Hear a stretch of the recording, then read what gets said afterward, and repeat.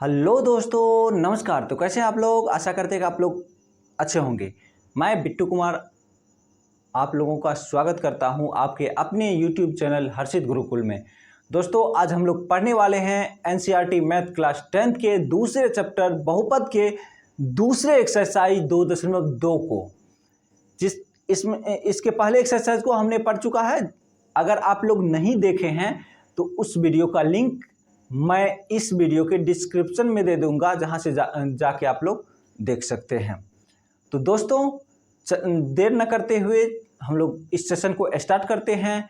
तो चलिए देखते हैं 2.1 का पहला क्वेश्चन क्या कह रहा है। दोस्तों, इसका पहला क्वेश्चन कह रहा है, जैसे कि आप लोग बोर्ड पे देख पा रहे होंगे, इसका पहला क्वेश्चन कह रहा है कि निम्न द्विघातीय बहुपद के शून्यक ज्ञात कीजिए और शून्यकों तथा गुणांकों के बीच के संबंध की सत्यता की जांच कीजिए। यानी इसमें द्विघातीय बहुपद के हम लोगों ने इस सवाल को पढ़ा। इसमें कह रहा था कि निम्न द्विघातीय बहुपद के शून्यकों को ज्ञात करें और शून्यकों की सत्यता की जांच करनी है। तो चलिए देर न करते हुए जांच करते हैं। निम्नलिखित ये जो बहुपद दे रखा है, इसके शून्यकों को ज्ञात करते हैं। देखिए दोस्तों, तो ये बहुपद है x² - 2x - 8। तो शून्यक दो विधि से ज्ञात किया जाता है। पहला विधि होता है गुणनखंड विधि, दूसरा होता है श्रीधाराचार्य नियम। श्रीधाराचार्य नियम के द्वारा हम लोग कैसे निकालते हैं? तो श्रीधाराचार्य नियम ने एक फार्मूला दिया है, एक सूत्र दिया है, जिस पर हम लोग निकालते हैं। वो सूत्र है -b ± √b² - 4ac बटा 2a। ये किसका नियम है? श्रीधाराचार्य का। तो श्रीधाराचार्य नियम इस फार्मूला पे बनाते हैं या फिर हम लोग गुणनखंड विधि द्वारा बनाते हैं। तो चलिए हम श्रीधाराचार्य नियम द्वारा नहीं बना करके हम लोग गुणनखंड विधि से इसका शून्यक ज्ञात करते हैं। तो देखिए दोस्तों, इसका शून्यक निकालने के लिए क्या करते हैं? सबसे पहले गुणनखंड करते हैं। गुणनखंड किस तरह से किया जाता है? दोस्तों, किसी भी द्विघातीय बहुपद का गुणनखंड विधि द्वारा शून्यक ज्ञात करने के लिए सबसे पहले उसका गुणनखंड करते हैं। अब देखिए, गुणनखंड करने के लिए क्या करते हैं? तो दोनों साइड वाला का गुना कर देते हैं। जैसे इधर क्या है? x² है और इधर क्या है? 8 है। इन दोनों को गुना कर देंगे। जब गुना करेंगे x² को 8 के साथ, तो क्या प्राप्त होगा? 8x²। अब इनका क्या करते हैं? अभाज्य गुणनखंड निकालते हैं। अभाज्य गुणनखंड निकालते हैं तो 2 से जब 8 को डिवाइड करेंगे तो 4 बार में जाएगा, 4x² आ गया। फिर 2 से देंगे तो 2 बार में 2x² आ गया। फिर 2 से देंगे तो x² आ गया। फिर x से देंगे तो x आ गया। तो ये क्या हो गया? मेरा अभाज्य गुणनखंड हो गया। चलिए अब सेट करके देखते हैं। यहां पे क्या दिया हुआ है? 2x दिया हुआ है। तो जोड़ के हो या फिर घटा के हो, बीच में क्या आना चाहिए? 2x आना चाहिए। लेकिन गुना करके कितना आना चाहिए? 8x² आना चाहिए। तो देखिए दोस्तों, 2 दूनी क्या होता है? 4।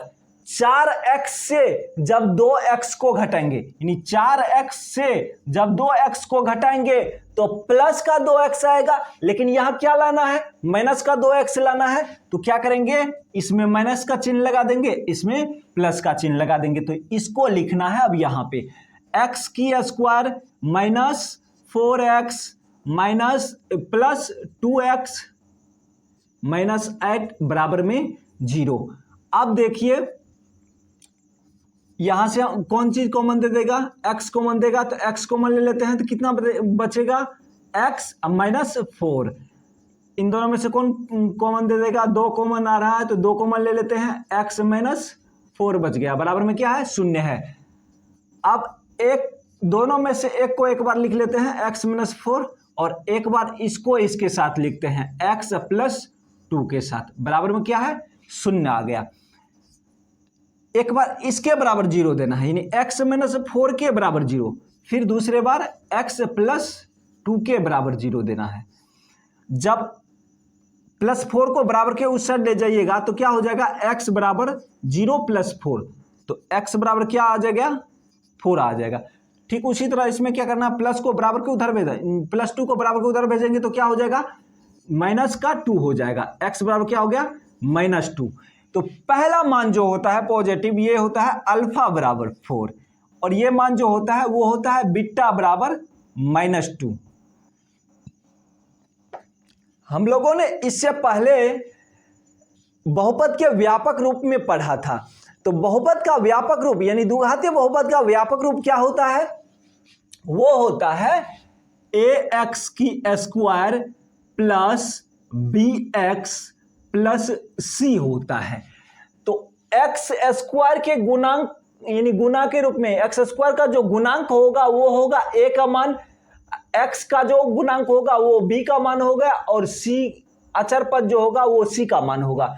तो इसके द्वारा हम लोग जानते हैं, यहां जो हो गया समीकरण द्वारा a का मान कितना प्राप्त होता है, यहां 1 है तो 1 प्राप्त होता है, b बराबर क्या है, -2 है, -2, c बराबर क्या है, -8 हो गया। इस प्रकार a b c का मान निकाल लिए।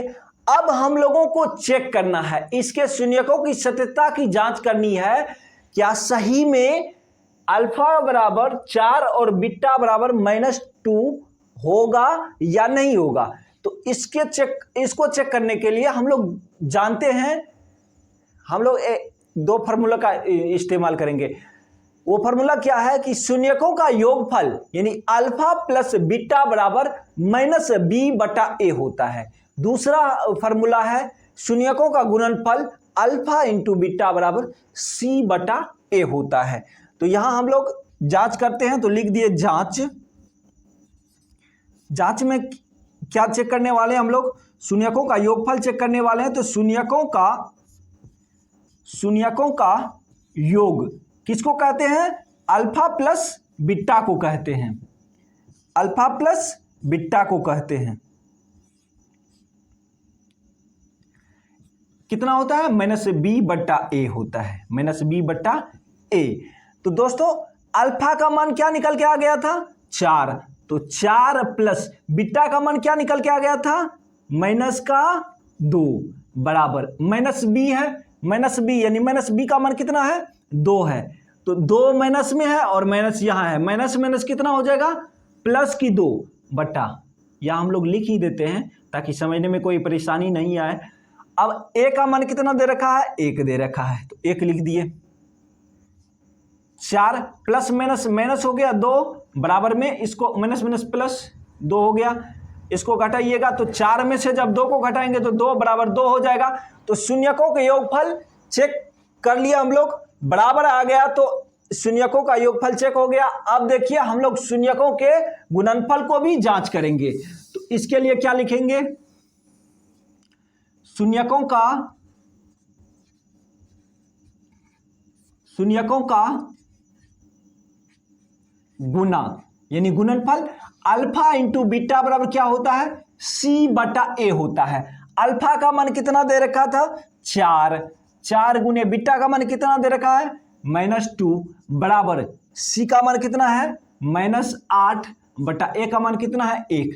जब इसको गुना कीजिएगा तो 4 गुने -2 -8 हो गया बराबर -8 है, तो ये भी आ गया। तो इस प्रकार हम लोग चेक कर लिए कि सही में निसत्य में अल्फा बराबर 4 और बीटा बराबर -2 हो गया। शून्यकों की सत्यता की जांच हो गई। अब चलिए 2 नंबर का सवाल बनाते हैं। देखिए 2 नंबर में भी उसी तरह से निकालना है। क्या करेंगे, दोनों साइड वालों को गुना कर देंगे। दोनों साइड वालों को गुना कर देंगे तो कितना आएगा, 4s² आएगा। इसको जब अभाज्य गुणनखंड में तोड़िएगा तो 2s और 2s आ जाएगा। तो 4s² -2s प्लस 1 आ जाएगा। देखिए किसी भी बहुपद का शून्यक निकालने के लिए हम लोग क्या करते हैं, बराबर में 0 दे देते हैं, इसके बराबर भी 0 हो जाएगा। अब इन दोनों में से क्या करते हैं, कॉमन लेते हैं। तो कॉमन कितना आ जाएगा, 2s कॉमन आ गया, यहां बचा 2s -1, फिर -1 कॉमन आ गया, यहां क्या बचा 2s -1, बराबर में क्या है, 0 है। एक बार इन दोनों में से एक को लिख देंगे 2s माइनस 1, फिर इन दोनों में से एक को लिख देते हैं 2s माइनस 1, बराबर में क्या है, शून्य है। एक बार 2s माइनस 1 के बराबर 0 होगा, दूसरे बार इसके बराबर भी 0 होगा, तो 2s माइनस 1 बराबर 0 और 2s माइनस 1 बराबर 0। बराबर के उदाहरण ले जाएंगे इसको, तो 2s बराबर क्या हो जाएगा, 0 प्लस 1, 2s बराबर 1, s बराबर 2 गुना के रूप में बराबर के उधर भेज देंगे तो भाग के रूप में, तो s का मान कितना हो गया, 1/2 हो गया। इधर लाइए इसको भी उसी तरह बनाते हैं, तो क्या होगा, 2s बराबर 0 प्लस 1, s बराबर 1, गुना के रूप में बराबर के उधर भेज दे तो 1/2 हो गया। तो इस प्रकार अल्फा का मान कितना निकल के आ गया है, 1/2, और बीटा का मान कितना निकल के आ गया है, 1/2। अब हम लोग जांच करते हैं, इसके शून्यकों की सत्यता की जांच करते हैं। तो यहां हम लोग लिख देंगे जांच,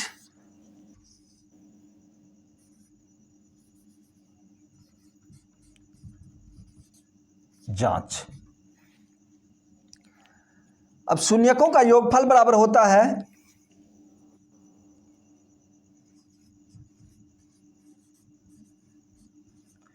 शून्यकों का योग, यानी योगफल बराबर होता है अल्फा प्लस बीटा को कहते हैं। योगफल बराबर क्या होता है, -b/a होता है इसका फॉर्मूला, तो -b/a लिख दिए। अल्फा का मान कितना है, 1/2 है, और बीटा का मान कितना है, 1/2 है, बराबर -b का मान कितना हो जाएगा, तो यहां देखते हैं बहुपद का व्यापक रूप होता है ax² plus bx plus c होता है। तो यहां से a का मान कितना है, 4 है, b का मान -4 है, और c का मान 1 है। तो a के जगह पे हम लोग क्या रखेंगे, b का रहा है तो b के जगह पे क्या रखेंगे, -4, माइनस फार्मूला में है तो -4 बटा में 4। इसका एलसीएम ले लेते हैं, 2 एकम 2, इधर भी माइनस माइनस प्लस हो जाएगा तो 4/4 है। एक कितना हो जाता है, 2/2 बराबर। इसको जब आप लोग काटिएगा तो 1 हो जाएगा, इधर भी काटिएगा तो ये कितना हो जाएगा, 1 हो जाएगा, बराबर 1। अब हम लोग जांच करते हैं शून्यकों के गुणनफल के बारे में। शून्यकों का गुना, ये किसको कहते हैं, अल्फा इंटू बीटा को कहते हैं। ये होता है c/a। अल्फा का मान कितना दे रखा है, 1/2 दे रखा है, गुना बीटा का मान भी 1/2 दे रखा है, बराबर c का मान कितना है, 1 है, अब बट्टा में a का मान कितना है, 4 है। अब गुना कीजिएगा तो कितना हो जाएगा, 1 गुना 1 1, 2 दूनी 4, तो 1/4 बराबर कितना हो जाएगा, 1/4। इस प्रकार हम लोग जांच कर लिए। अब इसका शून्यक निकालना है। ये देखिए 6x² -3 -7x है, तो देखिए इसका शून्यक निकालने के लिए इसको क्रम से लिखना पड़ेगा, तो 6x² -7x -3 लिख देंगे। अब किसी भी बहुपद का शून्यक निकालने के लिए बराबर में क्या देते हैं, शून्य दे देते हैं। तो अब ये क्या हो गया, एक समीकरण बन गया। अब इनका हम अभाज्य गुणनखंड निकालेंगे, तो अभाज्य गुणनखंड कैसे निकालते हैं, तो दोनों लास्ट वाला को गुना कर देते हैं। 6x² को 3 के साथ गुना करेंगे तो क्या हो जाएगा, 18x² माइनस में है तो माइनस हो जाएगा, क्योंकि प्लस 6x² को -3 के साथ गुना किया तो -18x² होगा। अब इसको क्या करते हैं, अभाज्य गुणनखंड के रूप में लिखते हैं। 2 से 2 नम्मा 18, -9 हो गया, फिर 3 से 3 तिया 9, -3 हो गया, फिर 3 से x², फिर x से x बार में। तो देखिए अब यहां क्या लाना है, यहां जोड़ के हो या फिर घटा के हो, -7x आना चाहिए, और गुना करके कितना आना चाहिए, -18x आना चाहिए।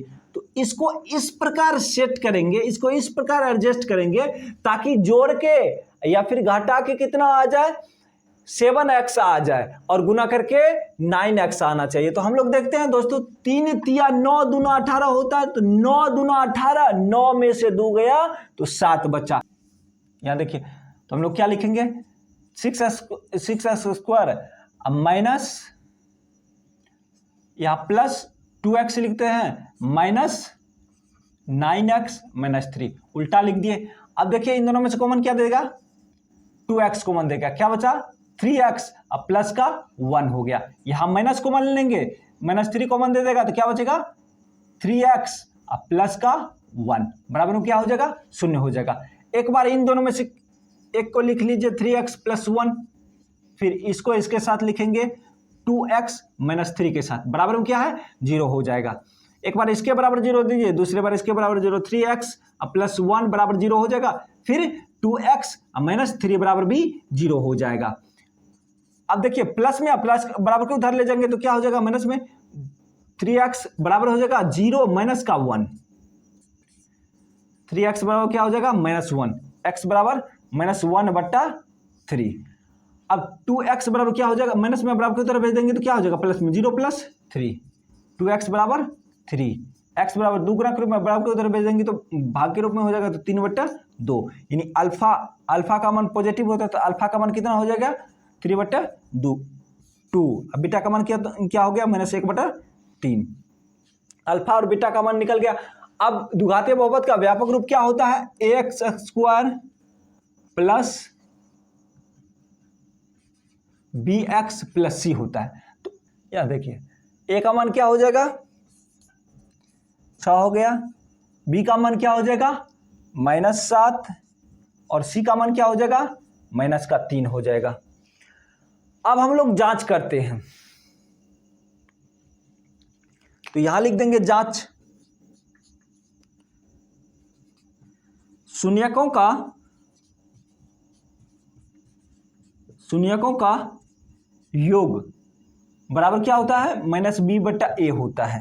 इसको अल्फा प्लस बीटा से लिखते हैं तो अल्फा प्लस बीटा बराबर -b/a हो गया। अल्फा का मान कितना दिया हुआ है 3/2 दिया हुआ, तो 3/2 प्लस बीटा का मान -1/3 दिया हुआ है, बराबर -b है तो -b माइनस फार्मूला वाला और माइनस ये माइनस कितना हो जाएगा प्लस। अब a है तो a का मान 6 हो जाएगा तो 6 लिख दिए। अब देखिए यहां इसको निकालते हैं तो कितना आ जाएगा 3 है 3/2 प्लस माइनस 1/3 बराबर कितना हो जाएगा 7/6। लघुत्तम लीजिएगा 6 हो जाएगा, 2 तिया 6 तो 3 तिया 9, 3 दूनी 6 तो 2 बराबर 7/6।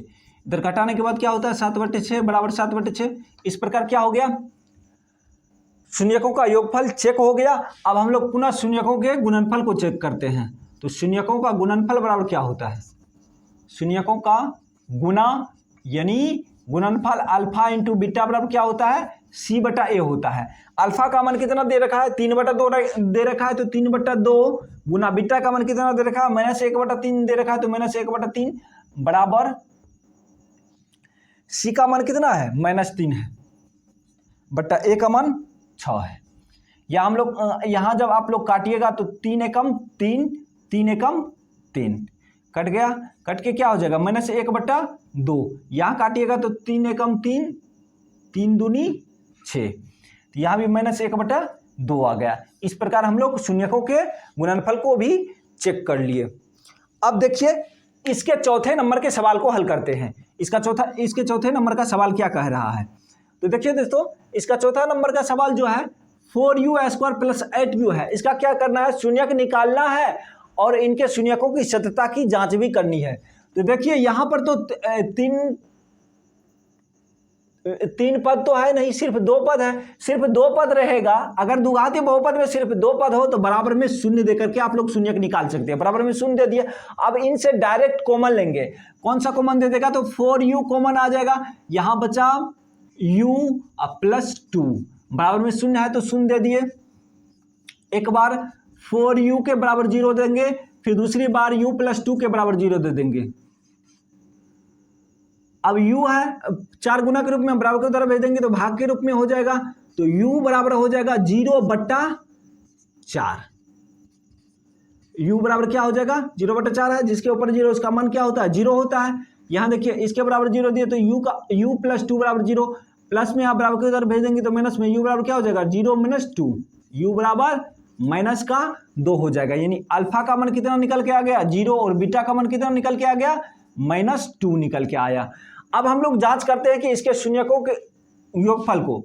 तो सबसे पहले जानते हैं द्विघातीय बहुपद का व्यापक रूप होता है ax² plus bx plus c। यहां देखिए दोस्तों x² का गुणांक भी है और x का भी गुणांक है, लेकिन अचर पद तो है नहीं। जब अचर पद नहीं रहेगा तो अचर पद का मान क्या लेंगे, शून्य लेंगे। कोई पद नहीं रहे तो उसका मान आप लोग शून्य ले सकते हैं। तो इससे हम लोग क्या निकाले, a का मान कितना है 4 है, b का मान कितना दे रखा है 8 है और c का मान कितना दे रखा है नहीं दिया हुआ, तो c का मान क्या ले लिए 0 ले लिए। अब हम लोग जांच करते हैं।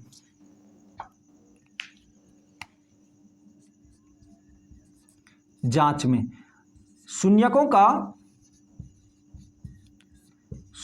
का योग यानी अल्फा प्लस बीटा बराबर क्या होता है -b/a होता है। अल्फा का मान कितना दे रखा है 0 प्लस बीटा का मान कितना दे रखा है -2 बराबर -b है, -b यानी -8/4। 0 प्लस -2 बराबर, इसको जब आप लोग काटोगे तो 4 दूनी 8, 2 बार में आएगा -2 हो गया, 0 -2 बराबर -2 हो गया। तो इस प्रकार हम लोग शून्यकों के योगफल को चेक कर लिए। अब शून्यकों के गुणनफल को चेक करते हैं। शून्यकों का गुना अल्फा इंटू बीटा बराबर क्या होता है c/a होता है। अल्फा का मान कितना दे रखा है 0 गुना बीटा का मान कितना दे रखा है -2 बराबर c का मान कितना है 0/a का मान कितना है 8। इसको गुना कीजिएगा तो क्या हो जाएगा 0 बराबर, जिसके ऊपर में 0 उसका मान भी 0 रहता है। तो इस प्रकार निकल के आ गया। आशा करता हूं कि यह वीडियो आप लोगों को समझ में आया होगा। अगर यह वीडियो आप लोगों को समझ में आया है तो यह वीडियो अपने दोस्तों के साथ शेयर करें, और अगर आप लोग इस वीडियो पर नए हैं, इस चैनल पे नए हैं, तो इस चैनल को सब्सक्राइब करें, वीडियो को लाइक करें